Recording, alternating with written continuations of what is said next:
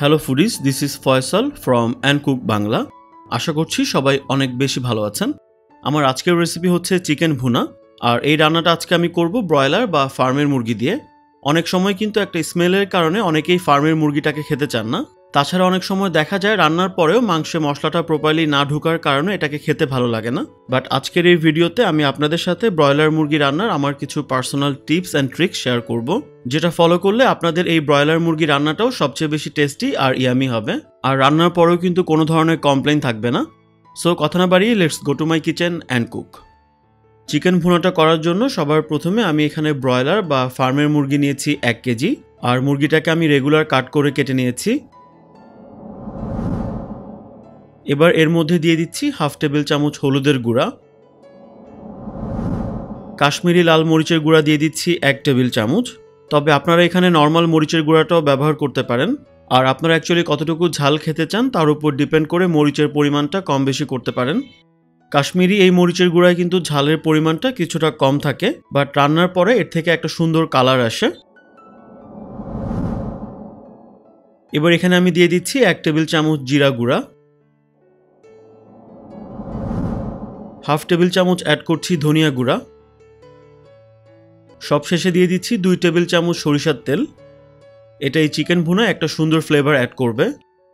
এবার মশলাটাকে চিকেনের সাথে ভালো করে মেখে নিতে হবে, আর খেয়াল রাখবেন যাতে মশলাটা প্রতিটা মাংসের টুকরার চারপাশেই ভালো করে লাগে। মশলাটা মাখা হয়ে গেছে। এবার এই চিকেনটাকে আমি ম্যারিনেট করব। আমি এই চিকেনটাকে 30 মিনিটের জন্য রেস্টে রাখবো। আপনারা চাইলে এটাকে 1 ঘন্টা পর্যন্ত ম্যারিনেট করতে পারেন, আর এটাকে ফ্রিজে রাখার প্রয়োজন নেই। চিকেনটা ম্যারিনেট হয়ে গেছে। এবার এই চিকেনগুলোকে আমি ভেজে নিব, আর সেজন্য আমি একটা প্যানে দিয়ে দিচ্ছি প্রায় হাফ কাপের মতো সয়াবিন তেল। তেলটা গরম হলে চিকেনগুলোকে আমি একে একে তেলে দিয়ে দিচ্ছি, আর মুরগির মাংসটা ভাজার এই সময়টাতে চুলার হিটটাকে মিডিয়াম আর হাই হিটের মাঝামাঝি রাখতে হবে। প্রায় 2 মিনিট পরে চিকেনের পিসগুলোকে উল্টে দিতে হবে, আর এই পাশটাকেও আমি প্রায় 2 মিনিটের জন্য ভাজবো। সো এখানে মুরগির মাংসটাকে ভাজতে আমার প্রায় 4 মিনিটের মতো সময় লাগবে। মুরগির মাংসটা ভাজা হয়ে গেছে। এবার এই প্যানেই আমি বাকি রান্নাটা করব।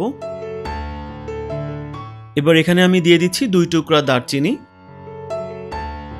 এলাচ দিয়ে দিচ্ছি 4টা, লবঙ্গ দিয়ে দিচ্ছি 3টা, 2 টুকরা তেজপাতা সামান্য ছিঁড়ে দিয়ে দিচ্ছি,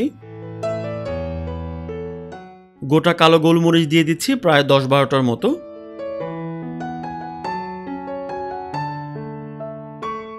কিছুক্ষণ ভাজার পরে এই মশলাগুলো থেকে একটা সুন্দর অ্যারোমা বের হবে। সেই পর্যায়ে আমি দিয়ে দিচ্ছি হাফ কাপ পেঁয়াজ বাটা। এখানে আরও অ্যাড করছি 1 টেবিল চামচ আদা বাটা, রসুন বাটা দিয়ে দিচ্ছি 1 টেবিল চামচ। এবার এই মশলাটাকে আমি 3 থেকে 4 মিনিটের জন্য ভালো করে ভুনে নিচ্ছি, আর এই মশলাটাকে ততক্ষণ ভুনতে হবে যতক্ষণ না পর্যন্ত পেঁয়াজের কাঁচা গন্ধটা চলে যায়। মশলা ভুনা হয়ে গেলে এবার আমি এখানে ভেজে রাখা মাংসটাকে দিয়ে দিচ্ছি।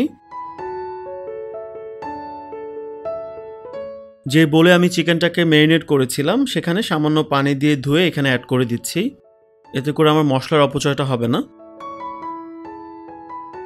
দিয়ে দিচ্ছি স্বাদমতো লবণ। এবার চিকেনটাকে মশলার সাথে বেশ কিছুক্ষণ কষিয়ে নিতে হবে।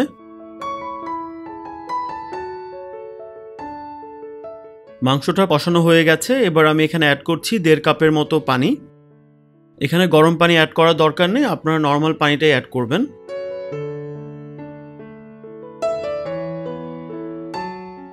সামান্য নেড়েচেড়ে এবার আমি চিকেনটাকে ঢেকে দিচ্ছি, আর ঢাকনা দিয়ে এই চিকেনটাকে আমি খুব অল্প আঁচে রান্না করব প্রায় 40 থেকে 45 মিনিট। মাঝে মাঝে ঢাকনা তুলে আপনারা মাংসটাকে সামান্য নেড়েচেড়ে দিতে পারেন, আর খেয়াল রাখতে হবে যেন পানি শুকিয়ে মাংসটা পাতিলে লেগে না যায়। নর্মালি কিন্তু দেখা যায় ব্রয়লার মুরগি কুক হতে খুব কম সময় লাগে, অর্থাৎ 10 থেকে 15 মিনিটের মধ্যে এটা রান্না হয়ে যায়। সো এত অল্প সময় রান্না হওয়ার কারণে মশলাটা ঠিকমতো মাংসের ভেতরে যেতে পারে না, সো এটাকে খেতে ভালো লাগে না। কিন্তু এই চিকেনটাকে আজকে আমি খুব কম আছে বেশ সময় নিয়ে আস্তে আস্তে রান্না করব। আর বেশি সময় নিয়ে এই স্লো কুকিংয়ের কারণে কিন্তু মাংসের ভেতরে মশলাটা আস্তে আস্তে ঢুকবে আর মাংসটাকেও খেতে ভাল লাগবে। প্রায় 40 মিনিট হয়ে গেছে আর দেখতে পাচ্ছেন ঝোলটাও প্রায় কমে এসেছে। এবার এখানে আমি অ্যাড করে দিচ্ছি 1 টেবিল চামচ লেবুর রস, 5-6টার মতো দিয়ে দিচ্ছি কাঁচামরিচ, সবশেষে দিয়ে দিচ্ছি কিছুটা পেঁয়াজের বেরেস্তা। এবার এই চিকেনটাকে আমি আরও 5 থেকে 6 মিনিটের জন্য লো আঁচে ঢাকনা দিয়ে রান্না করব। ব্যাস, আমার চিকেন ভুনাটা কিন্তু ডান। আর পানি দেওয়ার পর এই চিকেনটাকে আমি মোট 45 মিনিট রান্না করেছি।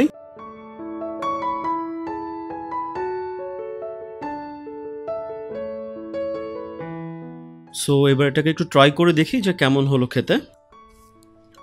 ঝোলটাকে আগে একটু মেখে নেই।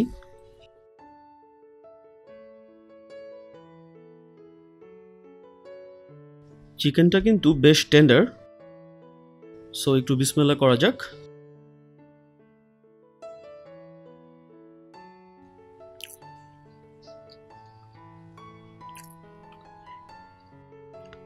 ওয়াও,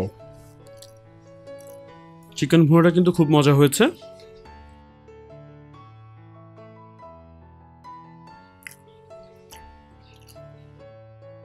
স্লো কুকিংয়ের কারণে মনে হচ্ছে যে মশলাটা একদম পারফেক্টলি চিকেনের ভেতর পর্যন্ত গেছে আর মশলার কম্বিনেশনটা একদম দারুণ।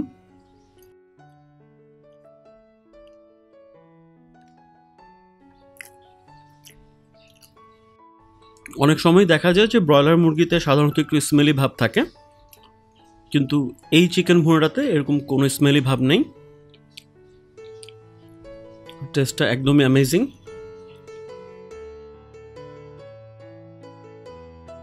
এটা একদম একটা পারফেক্ট চিকেন ভুনা।